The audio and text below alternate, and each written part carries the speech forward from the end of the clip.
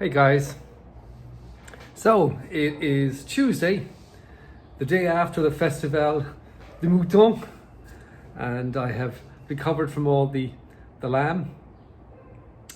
I had a great night's sleep last night in my very comfortable single bed in my hostel, and got up early this morning at 5:30, and I was on the road at 6:30, maybe even earlier.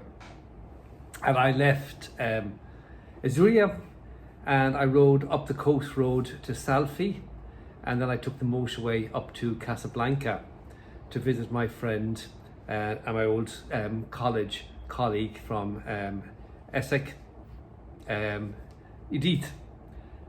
The ride up to along the coast to Salfie was nice, nothing spectacular, nice views over the ocean. It's a little country road. That was sort of nice. Salfie itself, when I got there, was a bit of a surprise. Big coal-fired generation plant and a lot of heavy industry, not very attractive. So I thought I got through it pretty quickly, and then onto the motorway and just cruised up to Casablanca. And there's really nothing to report on the journey up. It was very uneventful.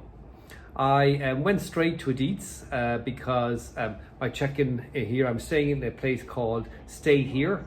They have these residences around Casablanca. I assume they have residences everywhere. It's actually very, very nice. It's sort of a studio, bathroom, kitchen, living area, and bedroom. So very, very nice actually. Albeit it's the most expensive place I've stayed in so far. But so I went straight to Edith, and it was lovely to see her and her husband and her son. And so we chatted and we had a lovely lunch, and I'll show you some photographs and some videos of it. And then in their wonderful apartment overlooking the King Hassan II Mosque, which is really spectacular. And again, I have video clips I'll show you of that.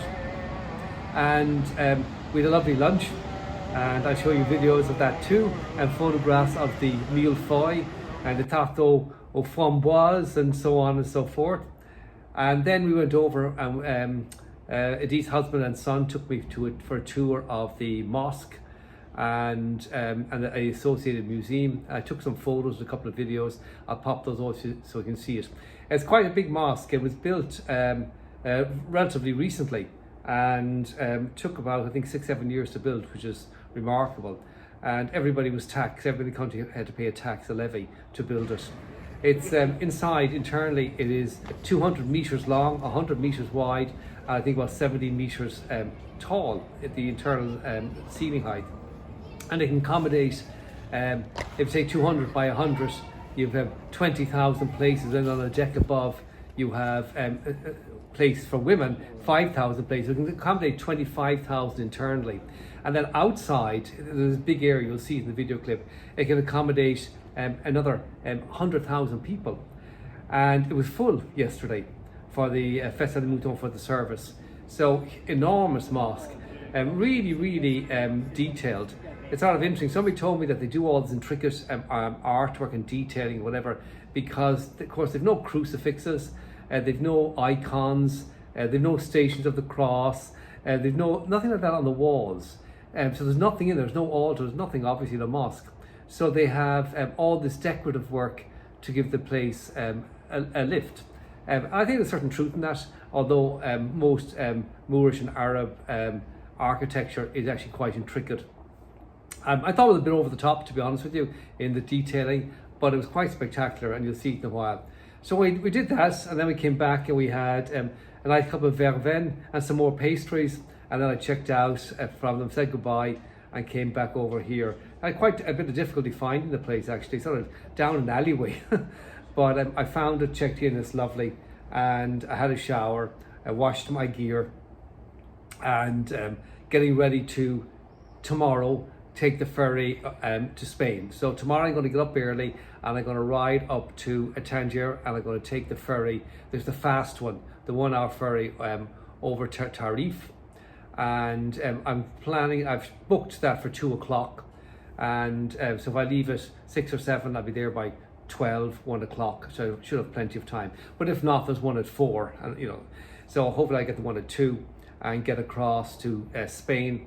and head up the coast a little bit and find a campsite. I'll be back camping again in Spain and Portugal, and then start my trek up. So tomorrow will be Wednesday. So I'll be in Spain on Wednesday evening, so I'd have Thursday, Friday, Saturday, Sunday, Monday, Tuesday, Wednesday, about 7 days to work my way up from Spain through Portugal, across the top of Spain to Bilbao. And that's about what I want. I want to do the mountains, as I said before, in the middle of Portugal. And I want to take my time. I love Portugal, really liked it. I thought it was very modestly priced. I mean, more expensive obviously than Morocco, but very moderately priced nonetheless. And I thought the facilities were good. I think Spain is wonderful. And so I'm really looking forward to that little trip up and taking my time. There's no big rush. You could do it in 3 days, if you could do it in a day if you had to, but you could do it in 3 days or 4 days relatively easily. But so 7 days gives you plenty of time to stop and tour and whatever. So that's sort of the plan. So I'm going to pop up a few videos for you now and photographs of today's event. I won't be doing a video tomorrow of the ride up. I've been taking the motorway. There's not really anything to see. I've taken the motorway up. So the next video will be when I actually get into Spain. I'm heading over towards Portugal. So I look forward to talking to you then.